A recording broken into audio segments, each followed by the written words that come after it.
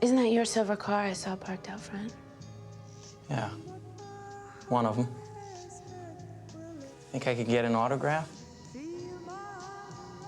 you have a pen in your room? It's Sunday morning on CBS, and here again is Steve Hartman. That's Jennifer Garner with Leonardo DiCaprio in the 2002 film Catch Me If You Can. Turns out acting is just one of her callings. Conor Knighton has our Sunday profile. Because no matter what I do, or how hard I try, or what I look like, or what I wear, it'll never be enough. So you'll win. Do you remember when I did Zoya, the Daniel Steele miniseries? Oh, yeah. I mean, at that point, that's like front page news in Charleston. Deal. Yeah. That was the hugest deal that ever happened. You may not recall the 1995 miniseries Zoya, Jennifer Garner's first on-camera appearance. Freddie and I were married this afternoon. And I'm pregnant. But I grew up in her hometown of Charleston, West Virginia. We went to the same church, we graduated from the same high school, so that means I can name every project she has ever done. It's a long list that spans a career of more than 2 decades. From superhero to super awkward. Everybody Wayne Chung tonight, right? From critically acclaimed indie films For about a year, a group of patients gets either the drug or placebo. to huge ad campaigns. What's in your wallet? But way before she became the center of attention, Jennifer Garner was your typical middle child in a family of 3 girls. The daughter of a chemical engineer and a teacher, Garner's love of performing began on the dance floor. Well, my mom just put us in dance, and I wasn't as talented naturally as either of my sisters, but I was expressive. They would say, oh, she's very expressive. Garner entered Ohio's Denison University as a chemistry major, but graduated with a BFA in theater.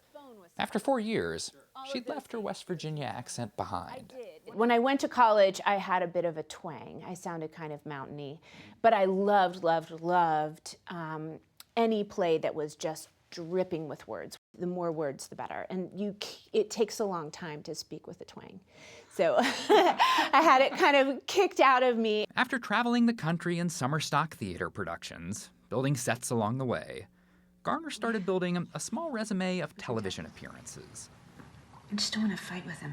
A guest spot on the series Felicity caught the attention of writer-director J.J. Abrams, inspiring him to create a role with her specifically in mind, super spy Sydney Bristow on TV's Alias. But it was a role that the studio made her fight for, literally. I went through the yellow pages. I looked up the local guy who had the most degrees of black belt. I called him. I went to see him every day. And by the time I had my 5th audition for Alias, they said, what can you show us? And I said, well, I've learned a couple of forms. I'm already this belt. I can do this. And I just stood in the room and did it.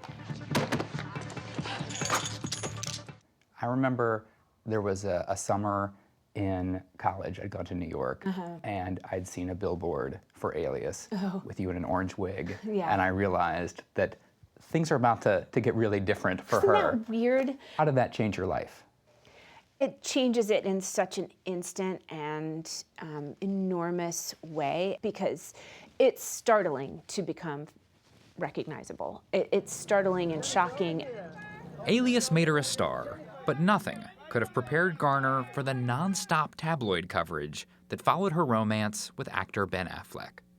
Well, there was a solid decade where there were 5 or 6 cars minimum, and easily up to 15 or 20 on the weekends outside of my house at all times. And looking back on that, I really feel the stress of it. I could cry talking about it. After 10 years of marriage, the A-list power couple, who have 3 children together, announced their separation in 2015. They filed for divorce last year, but The public was and still is obsessed with your private life.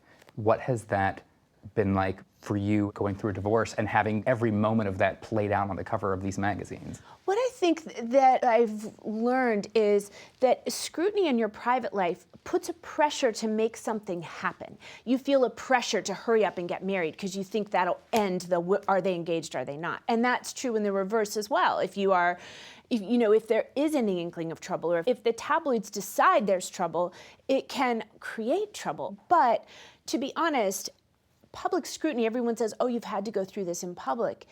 The public isn't what's hard. What's hard is going through it. Do you find that you're able to tune out from all of that? Do you pay attention? I don't look at it. Yeah. I had to really get serious with myself and say, this is not healthy. Nobody should see pictures of themselves that paparazzi have taken. You can, in the morning, you can either be making breakfast for your kids, making their lunch boxes, or you can be getting paparazzi ready. And so, I know which way I'm gonna go. Came here, there's a little pond right there. My sisters and I caught our first fish in it. You won't find any paparazzi out here. Mama could sure fry good chicken. Yeah, she could. Mom could make a squirrel taste real good. Well, that's saying something. Yeah. But is that in theory or that's in practice? No, that's you've in tried. practice. Oh, really? Yeah, we ate squirrels till I know. I will again if I have to. In Locust Grove, Oklahoma, just east of Tulsa, Garner's recently purchased the farm her mother Pat grew up on, and where her uncle Robert still lives. What all are you going to be growing here? We're going to be growing blueberries and kale and persimmons. And persimmons are native to here. They do real well here. With her uncle's help, Garner's turning the old family farm into a site to grow produce for Once Upon a Farm, the organic fresh baby food company she recently co-founded. Why was it important for you to have it on this farm? Well, first of all, if I had had any idea how happy it would make my mom to be part of bringing this little farm back to life, I would have done it 10 times over. But your family just has a connection to the land that has raised them, and I wanted the business to be connected to my family. Fresh food was a key part of Garner's childhood. Mom did not believe in processed food, so everything we had was homemade. If it was a cookie, it was a homemade cookie. Of course, that doesn't always mean it was eaten. She was kind of picky. I was the pickiest. She was a I was a picky nightmare. eater and lived on peanut butter and honey. And she'll say, "How did you stand me, Mother?" Now, in her role as chief brand officer, Garner's goal, she says, is to get the quality of homemade food into the homes of busy parents. We're just making an option for moms who might be too busy to make their own fresh food for their kids that day or ever, and we're making it fresh from the earth just at the grocery store. And is this something that you'd have 3 meals a day, or is this, the midday kind of snack and then breakfast, dinner are different? It just depends. Babies eat different things at different times. You'll see someday, Connor. But yes, you would just... Nachos and milkshakes, right? Sometimes a baby might have nachos, and then sometimes they'll have Once Upon a Farm. It's good. Don't worry. You'll learn. I'll help you when you get there.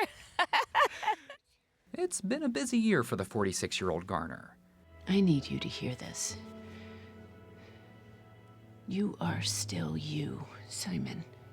In addition to a celebrated turn in the movie Love, Simon, Garner is returning to TV. She just wrapped shooting the new HBO show Camping, and today's the 5-year anniversary of her family's murder. She's back in action in the revenge film Peppermint that premieres this fall. But back in her backyard garden at her Los Angeles home, blueberries are in season. Oh yeah, wow. It's a revelation. Here, she grows kale and lemons, raises chickens, and keeps bees for honey. It's food for her own family. Her way of connecting to how, once upon a time, For a long time. she was raised. Oh yeah. It just makes you happy to pick something and eat it. Oh yeah. That's all. Wow. I mean, they're so good, right? I made a blueberry crumble the other night for dessert. I made blueberry